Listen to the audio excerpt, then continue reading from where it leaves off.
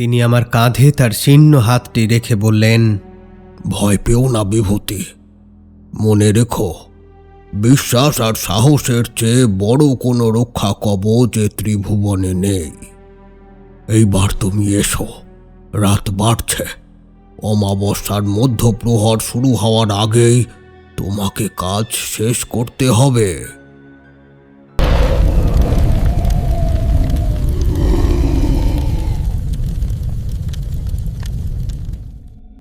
নমস্কার, আমি অয়ন। গল্পকথা 2.0 এখন থেকে গল্পকথা ফিকশন। তাই গল্পকথা ফিকশনে আপনাদের সকলকে জানাই আরও একবার স্বাগত। আজকে আপনারা শুনবেন আপনাদেরই পছন্দের তারানাথ তান্ত্রিকের গল্প। বাংলা সাহিত্যের দুই অমর গল্পকার বিভূতিভূষণ বন্দ্যোপাধ্যায় এবং তার সুযোগ্য পুত্র তারাদাস বন্দ্যোপাধ্যায়, যারা তাদের লেখনীর জাদুতে সৃষ্টি করেছিলেন তারানাথ তান্ত্রিকের মতো এক অবিস্মরণীয় চরিত্র। তাদের স্মৃতির উদ্দেশ্যে রইল বিনম্র শ্রদ্ধা ও ভালোবাসা। আজকে আপনারা শুনবেন শুভজিৎ ঘোষের কাহিনী, তারানাথ তান্ত্রিকের গল্প নিমতলা মহাশ্মশানে। যে সমস্ত শ্রোতা বন্ধুরা আমাদেরকে প্রথমবারের জন্য শুনছেন, তারা এই ধরনের আরও গল্প শুনতে আমাদের চ্যানেল ঘুরে বাকি গল্পগুলো শুনতে পারেন। চলুন তবে আর দেরি না করে শুরু করা যাক আজকের গল্প। শুরু হচ্ছে শুভজিৎ ঘোষের কাহিনী, তারানাথ তান্ত্রিকের গল্প নিমতলা মহাশ্মশানে।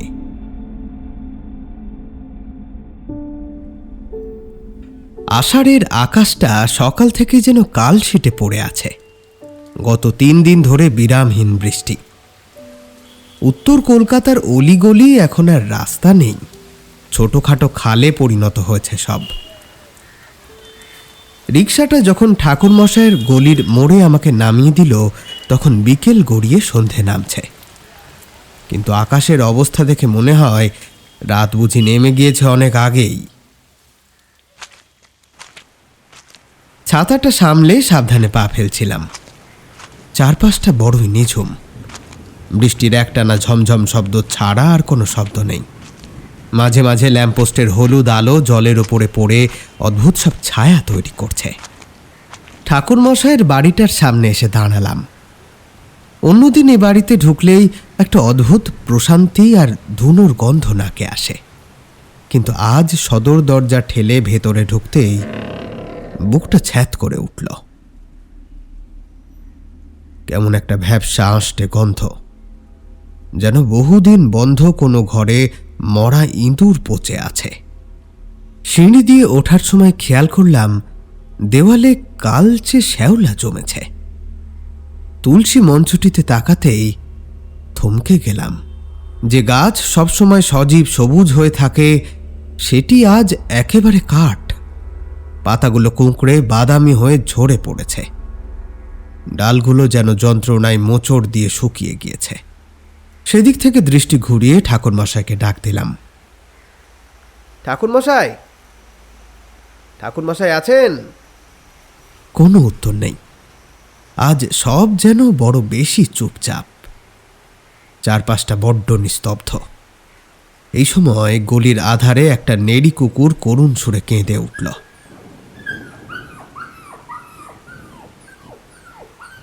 কিছুক্ষণ অপেক্ষা করার পর আবারও কড়া নাড়লাম, এবার একটু জোরেই।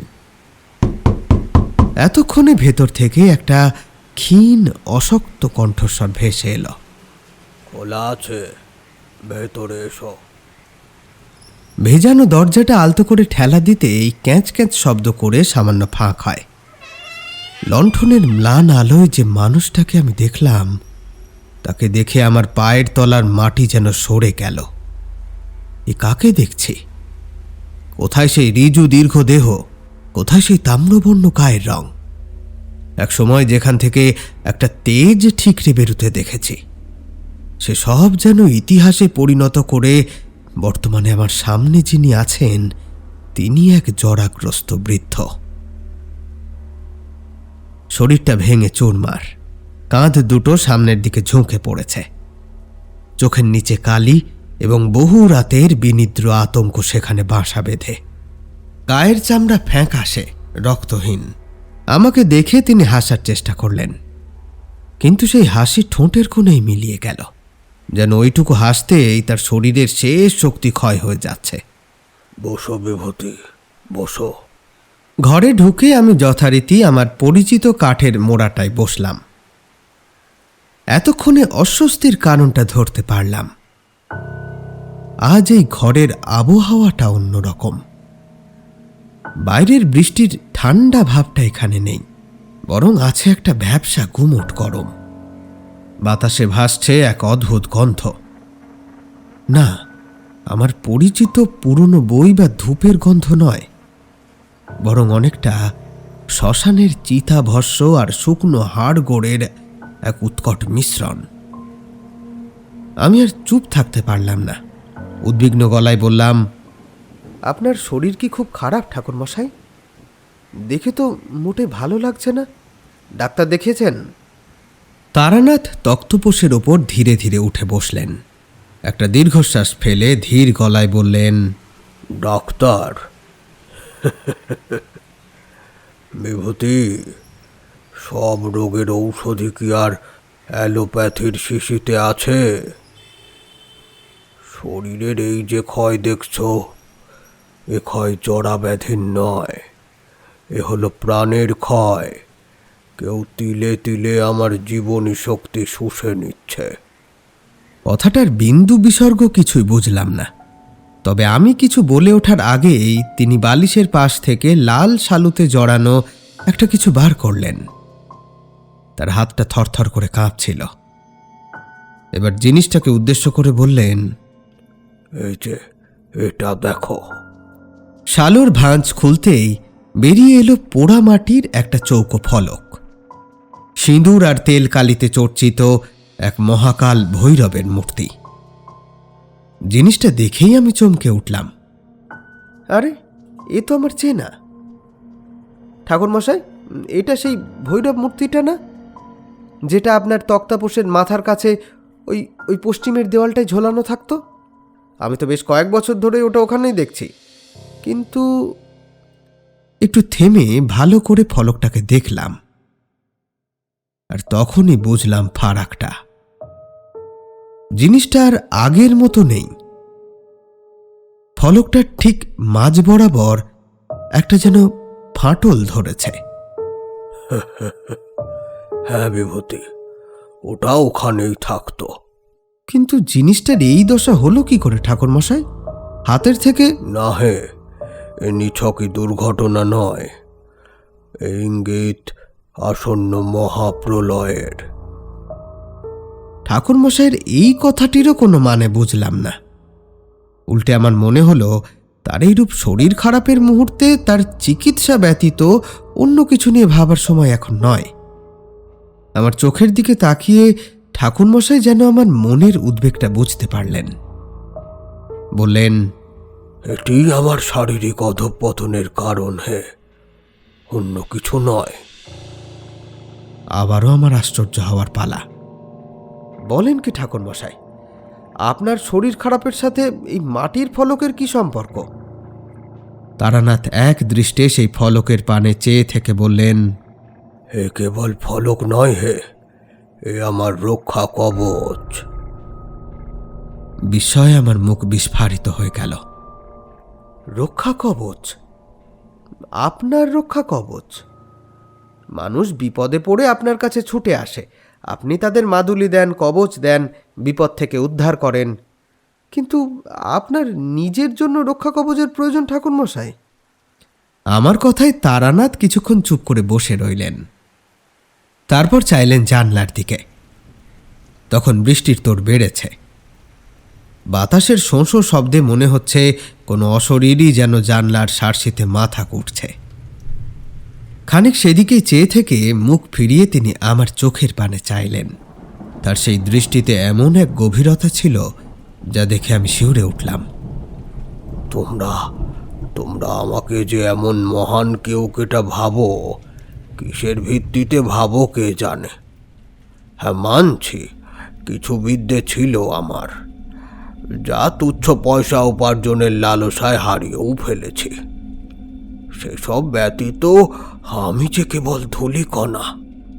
এ মহাব্রহ্মাণ্ডের একটা ক্ষুদ্র মাটির ঢেলার একটা ক্ষুদ্র অংশের সহস্রাধিক ক্ষুদ্র খণ্ডের মধ্যস্থ একটির প্রভূত ভাগের এক ক্ষুদ্র অংশে আমার বাস। আর সেই আমি কি না এ কালের সমস্ত হিসেব নিকেশ নখদর্পণে করব? এমন সাধ্য কি আমার আছে হে? এ সংসারে যা হয় তা সবই ওই কালের হিসেবে। আমার দ্বারা যা হয়েছে সেটিও ওনারই বিবেচিত। তবুও জড় শরীর ধারণ করলে তার রক্ষা হেতু বিচলিত হয়ে পড়া থেকে আর নিজেকে রুখতে পারলাম কই। তাই রক্ষা কবচ আমারও প্রয়োজন হলো। আমার সাধনা আর গুরু প্রদত্ত মন্ত্র দিয়ে এতদিন একে আমি জাগ্রত করে রেখেছিলাম, কিন্তু আজ। তিনি ভাঙা ফলকটার উপর আলতো করে হাত বোলালেন, যেন কোনো মৃত সন্তানের গায়ে হাত রাখছেন। গত পরশু দুপুরে যখন আমি ধ্যানে বসেছিলাম, হঠাৎ একটা বিকট শব্দে ঘরটা কেঁপে ওঠে। এদিক ওদিক তাকিয়ে প্রথমটায় ব্যাপারটা বুঝিনি, কিন্তু সময় গড়াতেই শরীরের ভেতরের অস্বস্তিটা টের পায়। তখন এই জিনিসটার দিকে চেয়ে দেখি ফলকটার গায়ে একটা মস্ত ফাটল তৈরি হয়েছে। আচ্ছা, এর মানেটা বোধহয় তুমি আন্দাজ করতে পারছো না, তাই না? আমি মন্ত্রমুগ্ধের মতো বললাম, কি? এর মানে হলো আমার চারপাশে যে অদৃশ্য সুরক্ষা বলয় এতদিন ছিল, তার প্রথম এবং প্রধান তোরণটি ভেঙে পড়েছে। শত্রু জানে আমি কোথায় আছি। শত্রু? শত্রু আবার কে ঠাকুরমশাই?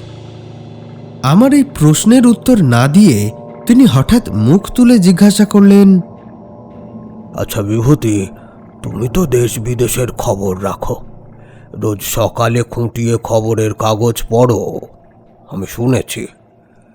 তা গত মাস দেড়েক ধরে কলকাতার সংবাদপত্রে বিচিত্র কিছু চুরির খবর তোমার নজরে পড়েনি?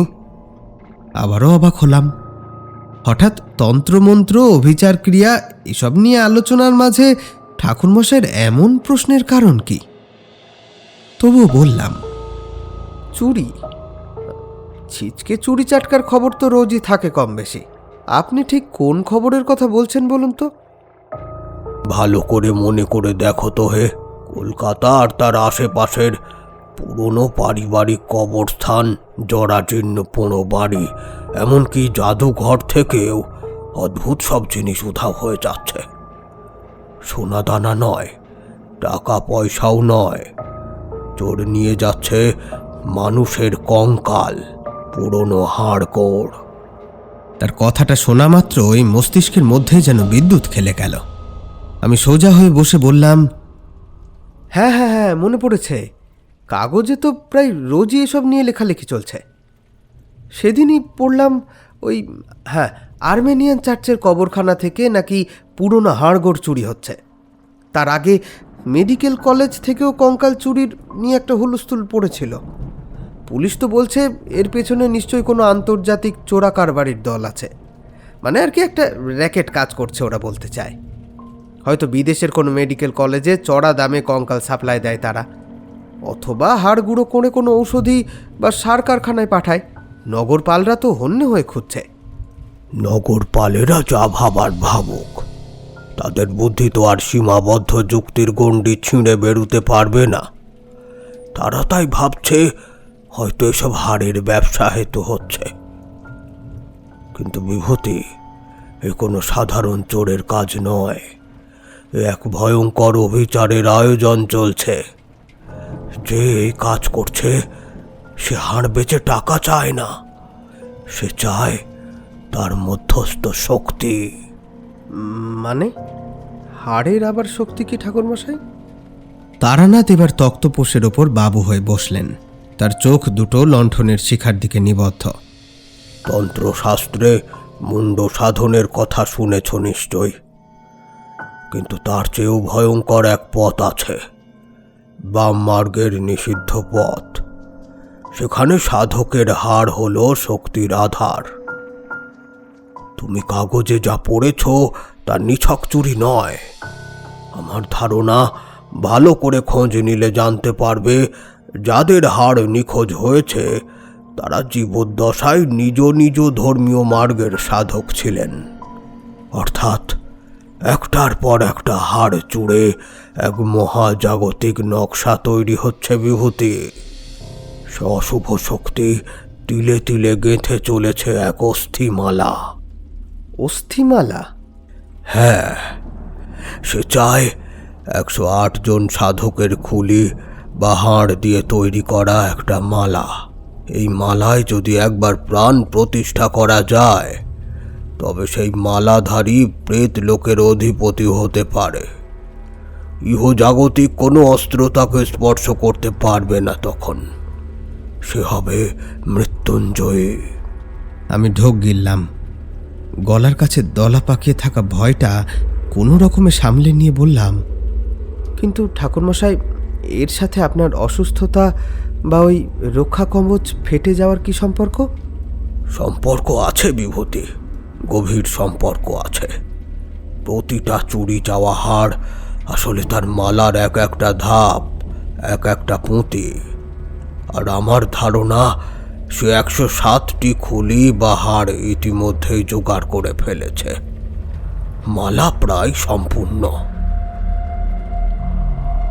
ঘরের বাতাসটা যেন মুহূর্তে থমকে গেল। বাইরের বৃষ্টির শব্দও যেন ম্লান হয়ে এসেছে। তারানাথ একটু ঝুঁকে এলেন আমার দিকে। তার গলার স্বর এবার এত নিচু যে আমাকে কান খাড়া করে শুনতে হচ্ছে। সে অপেক্ষা করছে তার শেষ পুঁতিটার জন্য। ওই মালা সম্পূর্ণ করতে তার এখন প্রয়োজন 108তম খুলি।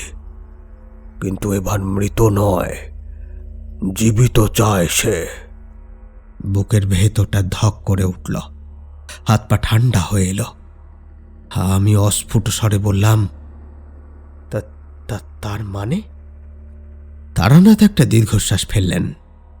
সেই শ্বাস যেন আগুনের হলকার চেয়েও গরম। শেষ খুলিটা একজন জীবন্ত তান্ত্রিকের, আর সেই তান্ত্রিক হলাম আমি। সে আমার প্রাণ শক্তি শুষে নিচ্ছে দূর থেকে, আমাকে তিলে তিলে দুর্বল করছে। আমার রক্ষা কবচটা ফেটে গেছে কারণ সে তার আক্রমণের জাল গুটোতে আরম্ভ করেছে। এখন সে অপেক্ষা করছে আমি কবে একেবারে দুর্বল হয়ে পড়ব। আর সেই সময় সে আসবে, তার মালার শেষ পুঁতি, আমার এই মাথার খুলিটা সংগ্রহ করে নিতে। ঠাকুরমশাই ভাঙা ফলকটাকে পরম মমতায় খুব সাবধানে লাল শালুর কাপড়ে জড়িয়ে রাখলেন। তার আঙুলগুলো তখনও কাঁপছিল, চোখের দৃষ্টিতে এক গভীর বিষাদ। কাজটা শেষ করে তিনি পাশের জলচৌকি থেকে রাখা ঘটিটাকে কাঁপা কাঁপা হাতে নিয়ে জল খেলেন। খানিক স্থির হয়ে নিচের দিকে চেয়ে থেকে ধীরে ধীরে মুখ তুলে চাইলেন আমার দিকে। আমি দেখলাম এখন আর ঠাকুরমশাইয়ের দৃষ্টিতে কোনো ভয় নেই। তার বদলে সেখানে এক অদ্ভুত শান্ত ভাব। ভয় পেলে হবে না হে বিভূতি, ভয় পেলে চলবে না। ভয় মানুষের মনের জোর কমিয়ে দেয়, আর এই মুহূর্তে মনের জোরই আমাদের একমাত্র অস্ত্র। যা ঘটার তা তো ঘটতেই পারে, কিন্তু তাই বলে শেষ চেষ্টা না করে হার মানার পাত্র এই তারানাথ নয়। তার গলার স্বরে আবারও সেই পুরনো আভিজাত্য আর দৃঢ়তার সামান্য আভাস পেলাম। সেই পরিচিত দরাজ গলা, যা শুনে আমি এতদিন অভ্যস্ত। একটু সাহস সঞ্চয় করে জিজ্ঞেস করলাম, কিন্তু এই লোকটি কে ঠাকুরমশাই? আর কিসের মালার কথা বলছেন?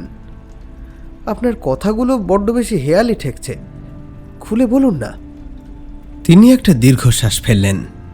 লণ্ঠনের ম্লান আলোয় তার চোখ দুটো যেন বর্তমানের সীমানা ছাড়িয়ে বহু দূরের অতীতে কোনো এক অন্ধকারে ডুবে গেল। বাইরে তখন অবিরাম ধারায় বৃষ্টি ঝরছে। আজ থেকে বেশ কিছু বছর আগের কথা। তখন আমার বয়স অনেক কম, শরীরে অফুরন্ত শক্তি আর মনে অদম্য সাহস। পথে ঘাটে ঘুরে ততদিনে অভিজ্ঞতাও কম হয়নি। সেই সময়ে আমি প্রথম এই অগ্নিবেশের নাম শুনি। অগ্নিবেশ কোনো সাধারণ তান্ত্রিক ছিল না, তার সাধনা ছিল বাম মার্গের গভীরতম নিষিদ্ধ পথে, প্রেত সাধনা এবং নরবলির মাধ্যমে শক্তি অর্জন। এইখানে এই অগ্নিবেশের সম্পর্কে একটু বলা দরকার। অগ্নিবেশের আসল নাম ছিল অগ্নিদত্ত, এক নিষ্ঠাবান ব্রাহ্মণ পরিবারের সন্তান। বেদ বেদান্তে তার অগাধ পাণ্ডিত্য ছিল, কিন্তু ওই যে অতিরিক্ত জ্ঞান অনেক সময় মানুষকে উন্মাদনার পথে ঠেলে দেয়। এক্ষেত্রেও তাই হলো। তেমনি এই অগ্নিবেশও অমৃতের সন্ধানে বেরিয়ে হলাহল পান করে বসল। অনেক কাল আগের কথা। জ্ঞান তৃষ্ণায় পাগল অগ্নিদত্ত ঘুরতে ঘুরতে এসে পৌঁছালো বারাণসীর মণিকর্ণিকা ঘাটে।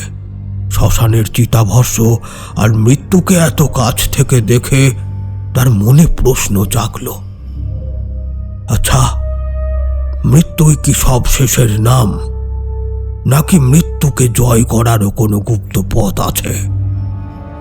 আর সেই উত্তর সে পেয়েছিল এক ভয়াল দর্শনের মাধ্যমে। মণিকর্ণিকার শেষ প্রান্তে এক ভাঙা মন্দিরের গর্ভগৃহে সেই সময় থাকতেন এক জরাজীর্ণ কাপালিক। লোকে তাকে বলতো কাল ভৈরব অঘরী। তার বয়স কত কেউ জানতো না। শোনা যেত তিনি নাকি 150 বছর ধরে ওই শ্মশানেই বাস করছেন। তার শরীরটা ছিল যেন চামড়া দিয়ে মোড়া হাড়ের খাঁচা, কিন্তু চোখ দুটো জ্বলন্ত শেয়ালের চোখের মতো। এই কাল ভৈরব অঘরী ছিল অগ্নিবেশের পথপ্রদর্শক।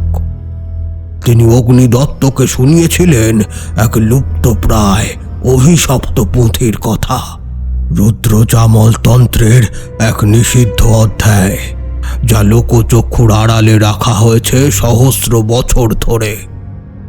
সেই কাপালিক অগ্নিদত্তকে বলেছিলেন, শোনো হে ব্রাহ্মণ সন্তান, সাধারণ সাধনায় মোক্ষ মেলে, কিন্তু ক্ষমতা মেলে না। যদি মৃত্যুকে পায়ের বৃত্ত করতে চাস, তবে তোকে সেই শক্তি অর্জন করতে হবে যা সাধারণ মানুষের ধরা ছোঁয়ার বাইরে। তুই কি জানিস, একজন সিদ্ধ সাধকের আজীবনের তপস্যার তেজ মৃত্যুর পরও তার ব্রহ্মতালু বা মাথার খুলিতে জমা থাকে? হ্যাঁ, জানিস? অগ্নিদত্ত মন্ত্রমুগ্ধের মতো শুনেছিল। কালভৈরব তাকে শিখিয়েছিলেন, যদি 108 জন এমন সাধকের খুলি সংগ্রহ করা যায় যারা জীবদ্দশায় মন্ত্রসিদ্ধ ছিলেন, এবং সেই খুলিগুলোকে যদি এক বিশেষ অমাবস্যায় প্রাণ প্রতিষ্ঠা করে মালা গাঁথা যায়, তবে সেই মালার অধিকারী হবে ত্রিভুবনের একচ্ছত্র অধিপতি। যমরাজও তার কাছে ঘেঁষতে ভয় পাবে। শাস্ত্রে এমন এক মালার উল্লেখ আছে, একে বলে মহাকাল মুন্ডমালা সাধনা। তবে মনে রাখার মতো বিষয় হলো 108তম মুন্ডু জীবিত সাধকের হওয়া বাঞ্ছনীয়, না হলে পরিশ্রম পণ্ড হবে, মুন্ডমালায় প্রাণ প্রতিষ্ঠা হবে না। আমি ভয়ে ভয়ে জিজ্ঞেস করলাম, কিন্তু ওই কাল ভৈরব অঘরী নিজে কেন সেই কাজ করেননি? তারানাথ হাসলেন, তবে সে হাসিটা বড়ই করুণ। করেছিলেন বিভূতি, চেষ্টা নিশ্চয়ই করেছিলেন, কিন্তু প্রকৃতি তার নিয়ম ভাঙে না সহজে।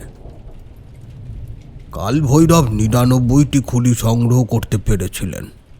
100তম খুলিটি সংগ্রহের সময় এক মহাযোগী তার পথের বাঁধা হয়ে দাঁড়িয়েছিল, আর সেই যোগীর অভিশাপেই তার শরীর পচে গলে যেতে শুরু করে। তিনি বুঝতে পেরেছিলেন তার সময় শেষ। তাই তিনি খুঁজছিলেন এমন এক শিষ্যকে যার মধ্যে থাকবে তারই মতো পৈশাচিক খিদে আর নিষ্ঠুরতা। আর তারই ফলস্বরূপ তিনি পেয়ে যান অগ্নিদত্তকে। অগ্নিদত্তকে পেয়ে তিনি তার অসমাপ্ত কাজের ভার, তার সমস্ত নিষিদ্ধ মন্ত্র আর সেই ৯৯টি খুলির হদিশ তার হাতে তুলে দেন। গুরুর মৃত্যুর পর অগ্নিদত্ত নিজের নাম বদলে রাখল অগ্নিবেশ। সে প্রতিজ্ঞা করল গুরুর ব্যর্থতাকে সে সাফল্যমণ্ডিত করবে। থামলেন তারানাথ। তার মুখটা লণ্ঠনের আলোয় কঠিন দেখাচ্ছে। ধীরে ধীরে আবার শুরু করলেন। সেই থেকে শুরু হলো তার নরসংহার। জ্ঞান পিপাসু ব্রাহ্মণ অগ্নিদত্ত মরে গিয়ে জন্ম নিল নরখাদক কাপালিক অগ্নিবেশের। তার পদ্ধতি ছিল হাড়হিম করা। অগ্নিবেশ শুধু মৃত সাধকদের খুলি নিত না, কারণ তার বিশ্বাস ছিল তাতে শক্তির পূর্ণ প্রকাশ ঘটে না। তাই তার লক্ষ্য ছিল জীবন্ত সাধকদেরকে হত্যা করে তাদের তাজা প্রাণ শক্তি সমেত খুলি ছিঁড়ে নেওয়া। সাধারণ অবস্থায় সে তাদের উপর অতর্কিতে আক্রমণ করত। মন্ত্র বলে তাদের সমস্ত আধ্যাত্মিক শক্তি শোষণ করে নিত। তারপর সেই প্রাণ শক্তি নিজের মধ্যে নিয়ে খুলিগুলোকে প্রতীকী স্বরূপ গলায় ঝুলিয়ে নিত মালার আকারে। শোনা যেত তার এক একটা খুলি নাকি এক একটা প্রেত বাহিনীর সমান শক্তিশালী। বেশ কিছু বছর ধরে অগ্নিবেশ এই ভয়ঙ্কর কাজ চালাচ্ছিল। বাংলা, বিহার, কামরূপ, যেখানেই সে কোনো শক্তিমান সাধকের খবর পেত সেখানেই হানা দিত। তার নিষ্ঠুরতার কোনো সীমা ছিল না। সে ছিল এক মায়াবী শয়তান। তার গতিবিধি কেউ ধরতে পারত না। অনেক সময় লোকে ভাবত সাধুরা বন্য জন্তুর আক্রমণে বা বার্ধক্যের কারণে দেহ রেখেছেন। কেউ টেরও পেত না যে এর আড়ালে এক কাপালিকের অতৃপ্ত ক্ষমতার লোভ কাজ করছে। আমার গুরুদেব তারাপীঠের মহাত্মা আমাকে অগ্নিবেশের সম্পর্কে সতর্ক করে দিয়েছিলেন। তিনি বলেছিলেন, তারানাথ, এই পথে চলতে গেলে এমন শত্রুর সম্মুখীন হতে হবে যার কাছে মানুষের জীবন খড়কুটোর চেয়েও তুচ্ছ, যে শক্তির জন্য নিজের আত্মাকেও বলি দিতে পারে। তার পথ থেকে দূরে থেকো তারানাথ। কিন্তু ভাগ্যকে খণ্ডাতে পারে বিভূতি। আমার সাথে তার দেখা হয়েই গেল। সে এক হাড় হিম করা অভিজ্ঞতা। ঝাড়খণ্ডের সেই ডুমুরিয়া অরণ্য, বা স্থানীয়দের ভাষায় প্রেত শিলার জঙ্গল, কৌশিকী অমাবস্যার ঘুটঘুটে অন্ধকার। সেই জঙ্গলেরই প্রান্তে আমি বেছে নিয়েছিলাম এক পরিত্যক্ত শ্মশান ঘাট।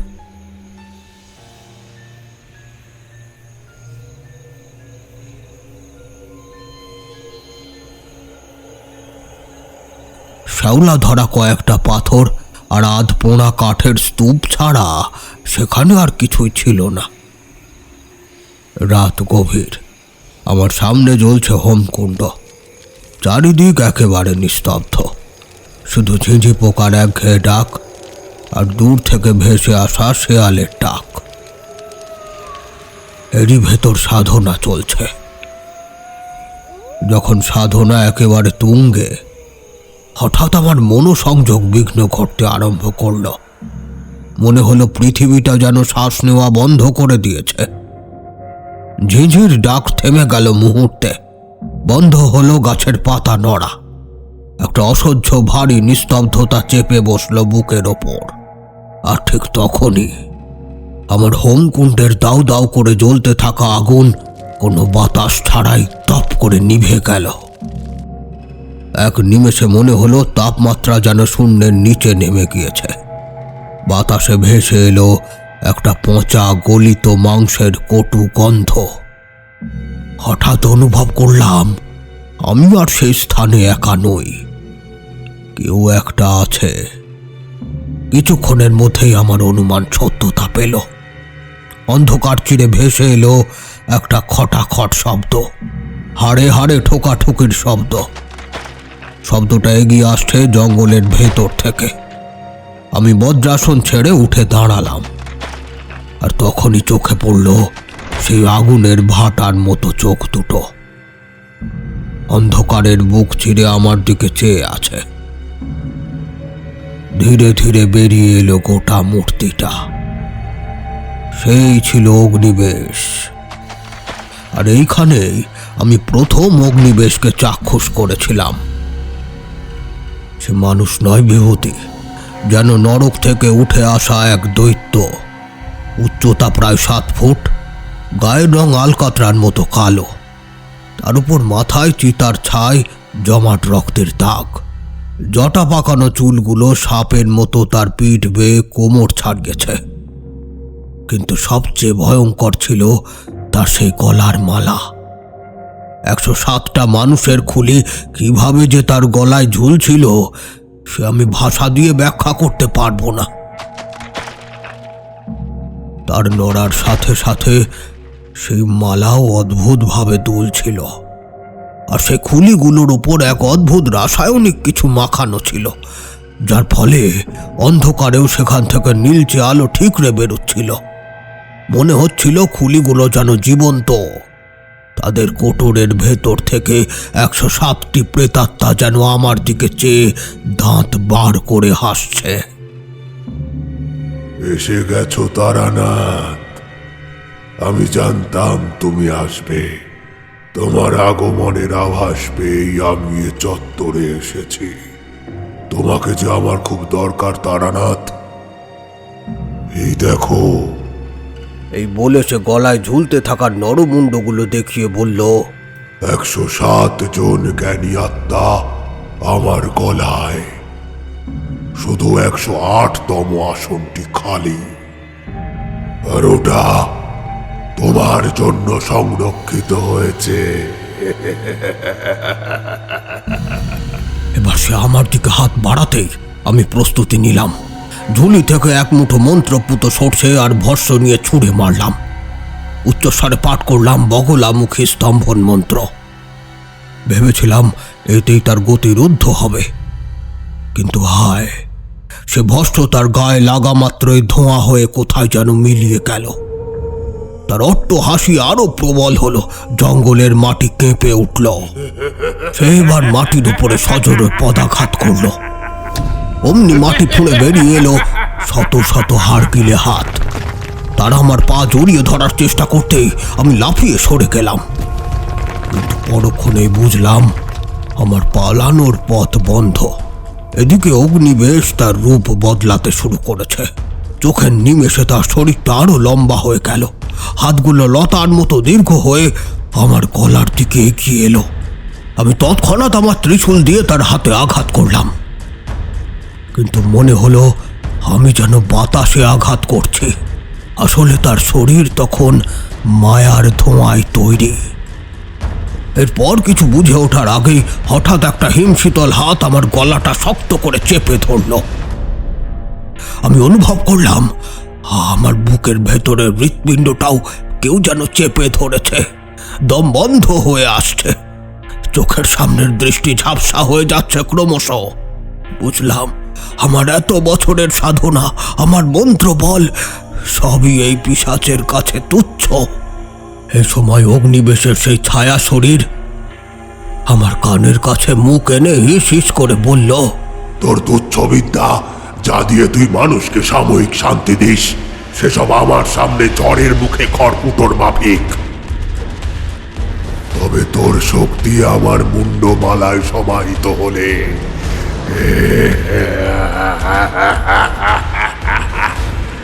তখন সেটা অনেক কার্যকারী হতে পারে। দে তোর ওই তাজা প্রাণ শক্তিটুকু দে তারানাথ, দে, আমার মালা জাগিয়ে তোল। আমি অনুভব করলাম আমার শরীর থেকে প্রাণবায়ু ধীরে ধীরে বেরিয়ে যাচ্ছে। হাত পা অবশ, চোখের মনি উল্টে আসছে। আমার চেতনার শেষ বিন্দু দিয়ে বুঝলাম আমি হারছি। মৃত্যুই আজ আমার নিয়তি। ঠিক সেই মুহূর্তে যখন আমার শরীর প্রায় নিস্তেজ, আমি আমার সমস্ত সত্তা দিয়ে ইষ্টদেবীকে ডাকলাম। মন্ত্র নয়, কোনো তান্ত্রিক ক্রিয়াও নয়, শুধু সন্তানের মতো আর্তনাদ করে মনে মনে বললাম, মা আমি পারলাম না, মা আমায় রক্ষা করো, মা মা তারা আমায় রক্ষা করো। আর ঠিক তখনই কিছু একটা ঘটল। অমাবস্যার সেই মিশকালো আকাশ হঠাৎ চিরে গেল এক তীব্র রক্তিম আলোয়। কোনো বিদ্যুৎ চমক নয় হে, মনে হলো যেন আকাশের বুক চিরে স্বয়ং মহাকালীর তৃতীয় নয়ন জ্বলে উঠেছে। শ্মশানের নিস্তব্ধতা ভেঙে ভেসে এলো এক গম্ভীর মেঘমন্দ্র নিনাদ। রক্তিম আলোর একটা তীব্র ছটা বাজের মতো নেমে এলো সোজা আমাদের মাঝখানে। অগ্নিবেশ আমাকে ধরে রেখেছিল যে হাতে, সে হাতের উপরে আছড়ে পড়ল এক অদৃশ্য খড়গ।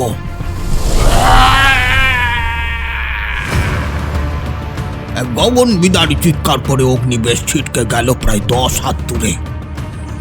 তার সেই মায়াবী রূপ মুহূর্তে মিলিয়ে গেল। আমি মাটিতে লুটিয়ে পড়ে তখন হাঁপাচ্ছি, আর বিস্ফারিত নেত্রে দেখছি চোখের সামনে ঘটা সেই অদ্ভুত দৃশ্য। ততক্ষণে অগ্নিবেশ আবার নিজস্ব রূপে ফিরে এসেছে।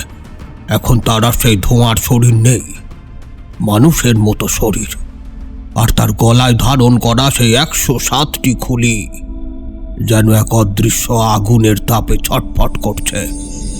আকাশ থেকে নেমে আসা লাল আলোর ছটা তাকে ঘিরে ধরেছে। অগ্নিবেশ প্রাণপণে চেষ্টা করছে সেই আলো থেকে পালাতে, কিন্তু পারছে না। তার শরীরের চামড়া মাংস মোমের মতো গলে পড়তে লাগলো, তার হাড়গুলো মরমর করে ভাঙছে। এবার আমি দেখলাম তার মালার খুলিগুলো একে একে ফাটতে শুরু করলো বোমার মতো। নীল আলো নিভে গিয়ে জ্বলে উঠল এক পবিত্র সাদা আগুন। সেই আগুনে অগ্নিবেশের স্থূল শরীরটা দাউ দাউ করে জ্বলে উঠল। সে হাত বাড়িয়ে আমাকে অভিশাপ দিতে চাইল, কিন্তু তার আগেই তার কণ্ঠনালী পুড়ে ছাই হয়ে গেল। দেখতে দেখতে সব শেষ। পড়ে রইল শুধু এক গাদা ছাই আর পোড়া মাটি। আমি সেদিন বেঁচে গিয়েছিলাম বিভূতি, কিন্তু তার নিজের জোরে নয়, মা তারার কৃপায়।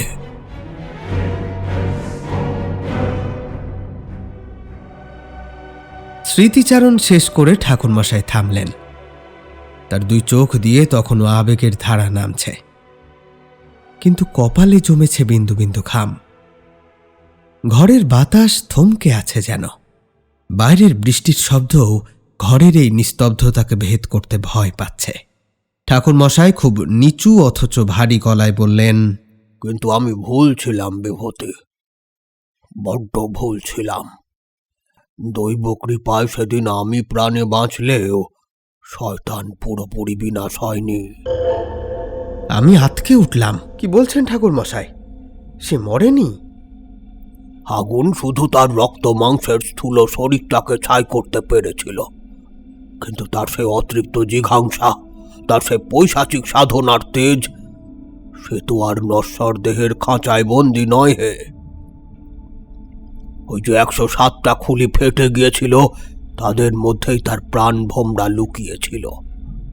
শরীর হারিয়ে সে এক নিরাকার অশুভ শক্তিতে পরিণত হয়েছিল, আর গত 30 বছর ধরে সে অন্ধকারের জঠরে লুকিয়ে তিলে তিলে শক্তি সঞ্চয় করেছে, অপেক্ষা করেছে সঠিক সময়ের।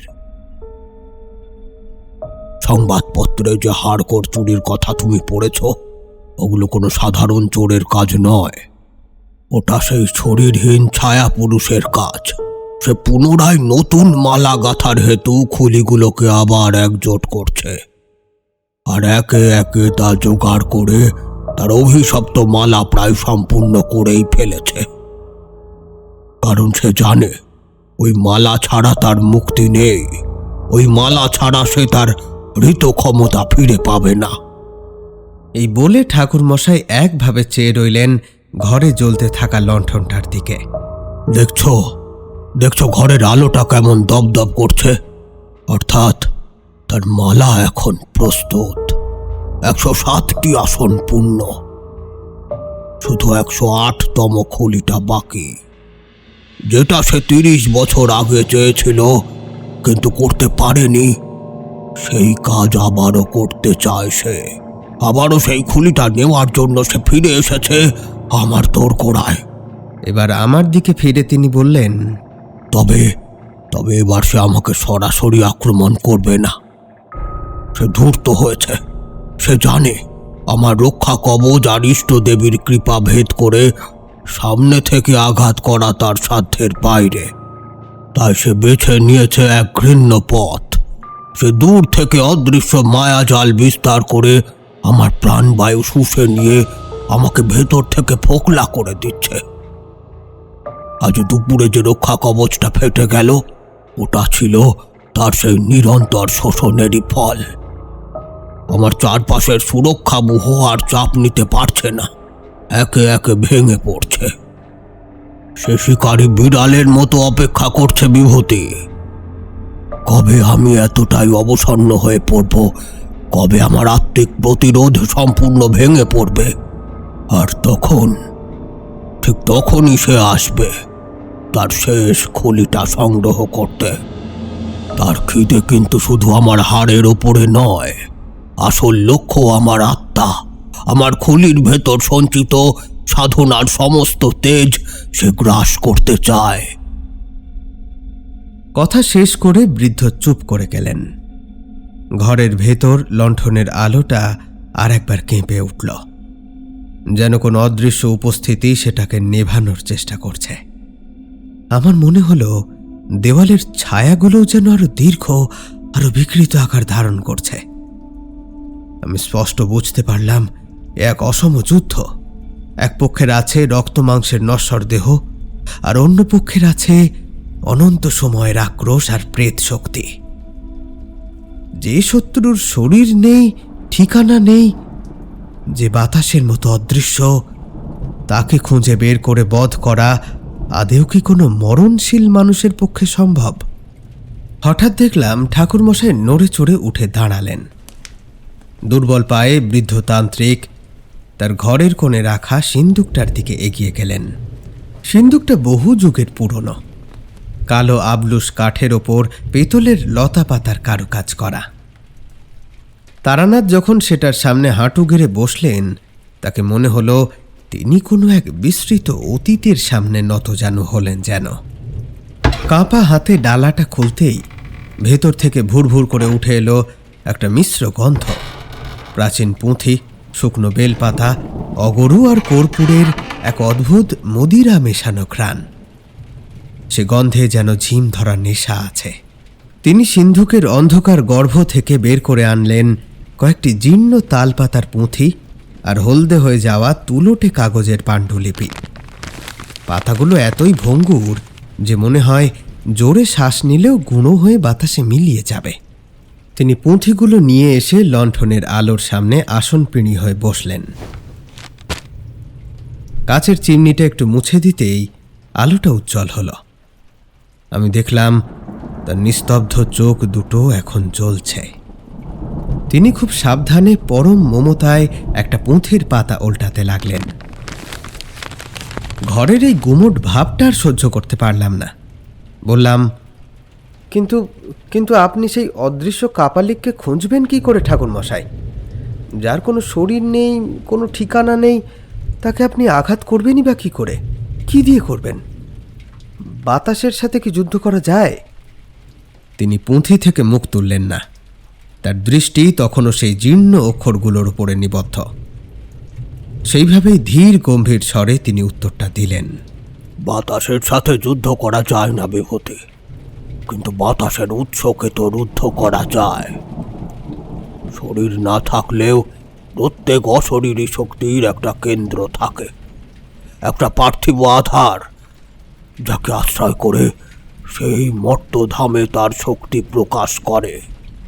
একটা পাতা উল্টে পুঁথির একটা বিশেষ অংশ তিনি দেখালেন। অগ্নিবেশের সেই আধার হলো তার আজীবনের সাধনার ফল, ওই অস্থিমালা। ওই মালাটি তার শক্তির উৎস, আবার ওই মালাটি তার একমাত্র দুর্বলতা। মালাখানা ধ্বংস করতে পারলেই অতৃপ্ত আত্মার এই প্রেত অবতারের সংযোগ ছিন্ন হয়ে যাবে। আবারও সে ফিরে যেতে বাধ্য হবে মহাকালের অন্ধকূপে। তার এই কথায় আমি যেন সামান্য আশার আলো দেখতে পেলাম। উত্তেজনায় একটু এগিয়ে এসে বললাম, তাহলে তো আমাদেরকে সেই মালাটা খুঁজে বার করতে হবে, কিন্তু সেটা কোথায় রেখেছে সে? মানে কলকাতা তো বিশাল শহর। সেটাই তো সবচেয়ে বড় প্রশ্ন বিভূতি, আর সেটাই সবচেয়ে বড় ধাঁধা। কপালিক ধূর্ত, সে এমন জায়গায় মালাটা রাখবে যেখানে সাধারণ মানুষ তো দূরস্থ, তান্ত্রিকরাও সহজে পৌঁছতে পারবে না। জায়গাটা অবশ্য কোনো জাগ্রত স্থান হতে হবে, যেখানে আবার নেতিবাচক শক্তির অবাধ প্রবাহ আছে। হঠাৎ তিনি পুঁথির একটা নির্দিষ্ট জায়গায় এসে থেমে গেলেন। তার তর্জনী একটা সংস্কৃত শ্লোকের ওপর স্থির হয়েছে। তিনি অস্ফুট স্বরে পড়তে লাগলেন, যত্র আধার তত্রৈব প্রকাশ, অর্থাৎ শক্তির উৎস যেখানে, তার প্রকাশও ঘটবে তার আশেপাশে। কেন্দ্রবিন্দু থেকেই পরিধি নিয়ন্ত্রিত হয়। এতক্ষণে তিনি মুখ তুলে চাইলেন আমার পানে। তার দৃষ্টি এবার বড়ই তীক্ষ্ণ। অতৃপ্ত আত্মার শক্তি আসছে ওই 107টা খুলি থেকে, আর খুলিগুলো সে চুরি করেছে কলকাতা আর তার আশেপাশের বিভিন্ন জায়গা থেকে। জাদুঘর, পুরনো রাজবাড়ি, পরিত্যক্ত সমাধিক্ষেত্র।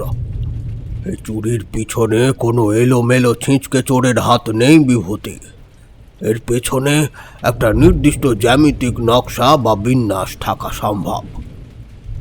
অগ্নিবেশ হয়তো এমন জায়গাগুলো বেছেছে যা দিয়ে শহরের বুকে এক প্রকার মণ্ডল বা তান্ত্রিক চক্র তৈরি করা যায়, আর সেই চক্রের কেন্দ্রবিন্দুতেই সে তার মালা স্থাপন করেছে, যাতে সব খুলির শক্তি চুম্বকের মতো একত্রিত হয়ে তার কাছে পৌঁছতে পারে।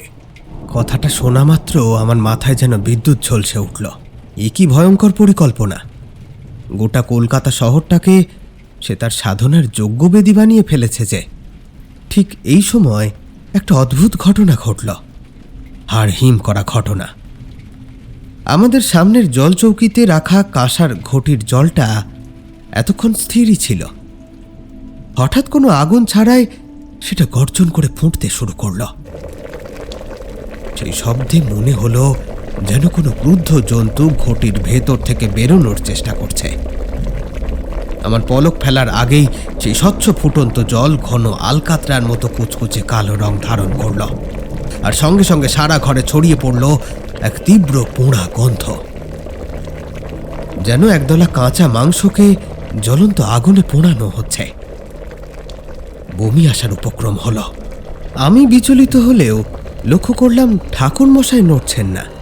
তিনি সেই ঘটিটার দিকে চেয়ে শান্ত কিন্তু ইস্পাত কঠিন গলায় বললেন, সে শুনছে, আমাদের সব কথা তার কানে পৌঁছাচ্ছে। সে তার উপস্থিতি জানিয়ে আমাদেরকে ভয় দেখানোর চেষ্টা করছে। এসব তার সতর্ক বাণী হেতু। তার চোখ দুটো সরল না। ডান হাতটা কেবল উঠে গেল ঘটির দিকে, ধীরে ধীরে ঠোঁট নড়ল। কালী দগ্ধম অগ্নিভূতা জলং শোধায় শুদ্ধি প্রণামং চিতি শক্তি জলং জ্যোতির্ভাব।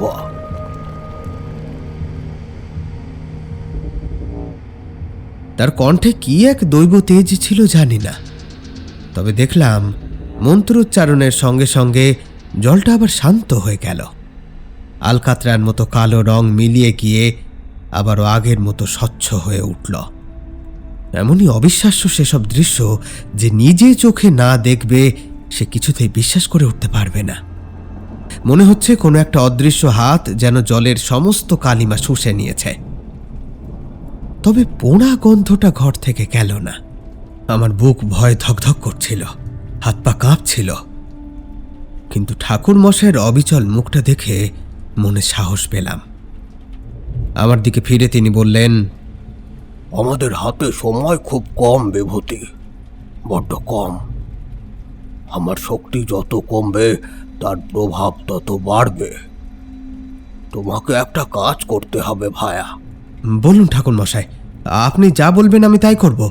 দরকার হলে আমি পাতাল খুঁড়েও। আবেগ দিয়ে নয়, বুদ্ধি দিয়ে লড়তে হবে। গত 1-1.5 মাসে যতগুলো সংবাদপত্রে এই কঙ্কাল বা হাড়গোড় চুরির সংবাদ বেরিয়েছে, সবগুলো জোগাড় করতে হবে। বিশেষ করে চুরির জায়গাগুলোর নাম আর তারিখ আমার চাই। এই তথ্যগুলোই আমাদের ম্যাপ বা মানচিত্র তৈরি করতে সাহায্য করবে। তোমাকে জাতীয় পাঠাগারে গিয়ে পুরনো কাগজ খুঁজে দেখতে হবে। পারবে কাজটা করতে? এতক্ষণে একটা দিশা খুঁজে পেয়েছি। এই অন্ধকার ঘরে বসে অশরীরীর আতঙ্কে ধুঁকে মরার চেয়ে কিছু একটা করা অনেক ভালো। কর্মেই ভয় কাটে। ঠাকুর মশাই বললেন, বেশ, তবে তুমি সংবাদগুলো নিয়ে এসো, আর আমি এই পুঁথিগুলো থেকে অগ্নিবেশের প্রতিঘাত খুঁজে বের করি। আর এক মুহূর্ত সময় নষ্ট করা যাবে না বিভূতি। তার মারণাস্ত্রের বিরুদ্ধে আমাদেরকে পাল্টা অস্ত্র সানাতে হবে। আমি উঠে দাঁড়ালাম। বাইরে বৃষ্টির তেজ কিছুটা কমেছে। আকাশ এখনো মেঘলা, থমথমে। জানলা দিয়ে আসা হাওয়ায় একটা ভিজে মাটির গন্ধ। আমি জানি এক ভয়ঙ্কর দৌড় শুরু হয়ে গিয়েছে। একদিকে এক শরীরহীন প্রেত তার অভিশপ্ত মালা নিয়ে শহরের অন্ধকার গলি দিয়ে এগিয়ে আসছে, আর অন্যদিকে একজন ক্লান্ত শক্তিহীন তান্ত্রিক তার জ্ঞান আর অভিজ্ঞতাকে সম্বল করে বাঁচার শেষ লড়াই লড়ছেন। আর এই অসম লড়াইয়ে আমি তার একমাত্র সঙ্গী। ঘর থেকে বেরোনোর আগে আমি শেষবারের মতো একবার তার দিকে চাইলাম। লণ্ঠনের মায়াবী আলোয় জীর্ণ পুঁথির ওপরে ঝুঁকে পড়েছেন ঠাকুর মশাই। মটলেনের সেই কক্ষ ছেড়ে যখন রাস্তায় বেরিয়ে এলাম, তখন বুকের ভেতরটা যেন এক অদৃশ্য হাঁপড়ের মতো ওঠানামা করছে। এক মুহূর্ত সময় নষ্ট করার উপায় নেই। প্রায় ছুটতে ছুটতে বড় রাস্তায় এসে একটা চলতি ভাড়া গাড়ি থামালাম। চালককে জাতীয় পাঠাগারের কথা বলতেই সে একবার অদ্ভুত দৃষ্টিতে আমার দিকে চাইল। এই দুর্যোগের সন্ধ্যায় যখন শহরের মানুষ নিরাপদ আশ্রয়ের খোঁজে ব্যস্ত, তখন আলিপুরের ওই ভুতুড়ে নির্জন চত্বরে যাওয়ার মতো খ্যাপাটে লোক হয়তো সে কমই দেখেছে। গাড়ির ভেতরটা ভ্যাপসা, ভেজা চামড়ার সিট আর সস্তা সিগারেটের একটা উৎকট গন্ধ মিশে আছে বাতাসে। জানলার কাঁচের ওপর বৃষ্টির ফোঁটাগুলো আঁকি বুকি কাটছে, আর বাইরের নিয়ন আলোগুলো ঝাপসা হয়ে গলে যাচ্ছে, ঠিক যেন আমার চোখের সামনের অনিশ্চিত ভবিষ্যৎ। গাড়ির চাকায় কাদা ছিটকে পড়ার ছপছপ শব্দের সাথে তাল মিলিয়ে আমার হৃৎপিণ্ডটাও ধকধক করছে। মাথায় তখন কেবল তারানাথের সেই ক্লান্ত কিন্তু ইস্পাত দৃঢ় মুখটা ভাসছে। এই অসম লড়াইয়ে আমি তার একমাত্র ভরসা, এই কথাটা বারবার বুকের ওপর চেপে বসছে একটা ভারী পাথরের মতো। জাতীয় পাঠাগারের বিশাল তোরণ দিয়ে গাড়িটা যখন ঢুকলো, তখন চারপাশ প্রায় অন্ধকার। বেলভেডিয়ার হাউসের সেই পুরনো আমলের থামওয়ালা সাদা বাড়িটা আবছা আলোয় দাঁড়িয়ে আছে একটা বিশাল শ্বেত হস্তির মতো। জায়গাটার একটা নিজস্ব গাম্ভীর্য আছে, আছে চাপা একটা আতঙ্ক। শোনা যায় ওয়ারেন হেস্টিংসের আমল থেকেই এই চত্বরে নাকি নানা অশরীরীর আনাগোনা হয়। বৃষ্টি থেমে গেলেও ভেজা পাতা আর ইউক্যালিপটাস পাতার সরসর শব্দে গাটা কেমন ছমছম করে। আমি এসব পেরিয়ে সোজা পঠন কক্ষের দিকে এগিয়ে গেলাম। এই অসময়েও সেখানে গুটি কয়েক পাঠক বসে রয়েছেন। গভীর মনোযোগ দিয়ে বইয়ের পাতায় ডুবে গিয়েছেন তারা। এই জ্ঞান চর্চার শান্ত নিস্তব্ধ পরিবেশের সাথে আমাদের ভয়ঙ্কর বাস্তবতার কোনো মিলই নেই। এরা জানে না এই শহরের বুকেই এক শরীরহীন প্রেত তার মারণ ফাঁদ পেতে বসেছে। আমি সোজা আর্কাইভ বিভাগে গিয়ে গত 2 মাসের সংবাদপত্র দেখতে চাইলাম। গ্রন্থাগারিক ভদ্রলোক আমার বিধ্বস্ত চেহারা আর চোখের চাহনি দেখে বোধহয় কিছু একটা আঁচ করেছেন। সন্দিগ্ধ দৃষ্টিতে চাইলেও কাজে কোনো গাফিলতি করলেন না। কিছুক্ষণের মধ্যেই আমার টেবিলে ধুলো মাখা হলদে হয়ে যাওয়া সংবাদপত্রের বিশাল স্তূপ জমা হলো। কাজটা যতটা সহজ ভেবেছিলাম ততটা ছিল না। এ যেন খড়ের গাদায় সূঁচ খোঁজা। ঘন্টার পর ঘন্টা আমি একটা একটা করে পাতা উল্টাচ্ছি আর চোখ দিয়ে প্রত্যেকটা সংবাদ খুঁটিয়ে পড়ছি। রাজনৈতিক ডামাডোল, খেলার পাতা, সিনেমার চটকদার বিজ্ঞাপন, এই সব কিছুর জঞ্জাল সরিয়ে আমাকে খুঁজে বের করতে হবে হাড়গোড় চুরির সেই ভয়ঙ্কর সংবাদগুলো। প্রথম কয়েক ঘন্টায় কোনো ফল পেলাম না। আমার মনটা হতাশায় ভরে উঠছিল। দেওয়ালে ঘড়ির টিকটিক শব্দটা যেন হাতুড়ির মতো মাথায় বাজছে। মনে হচ্ছে এখানে কেটে যাওয়া প্রত্যেকটা মুহূর্তের সাথে ওদিকে মঠ লেনের বাড়িতে ঠাকুর মশাইয়ের প্রাণশক্তিও একটু একটু করে কমে আসছে।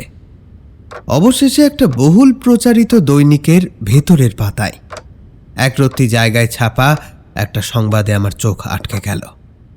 শিরোনাম: শহরের প্রাচীন আর্মেনিয়ান কবরখানায় হাড়গোড় চুরি। তারিখটা প্রায় 1.5 মাস আগের। আমি কাঁপা হাতে সংবাদটাকে আরও চোখের কাছে তুলে এনে ভালো করে পড়লাম। রাতের অন্ধকারে কেউ বা কারা কয়েকটা পুরনো কবর খুঁড়ে কঙ্কাল চুরি করে নিয়ে গিয়েছে। অদ্ভুত বিষয় হলো, কবরের ওপরের পাথর সরানো হয়েছে কোনো যান্ত্রিক সাহায্য ছাড়াই। পুলিশের অনুমান এ কোনো তান্ত্রিক গোষ্ঠীর কাজ। আমি সঙ্গে সঙ্গে আমার নোট বইয়ে জায়গাটার নাম আর তারিখ টুকে নিলাম। এরপর যেন বাঁধ ভেঙে গেল। একটা সূত্র পাওয়ার পর আমিও আরও গভীর মনোযোগে খুঁজতে লাগলাম।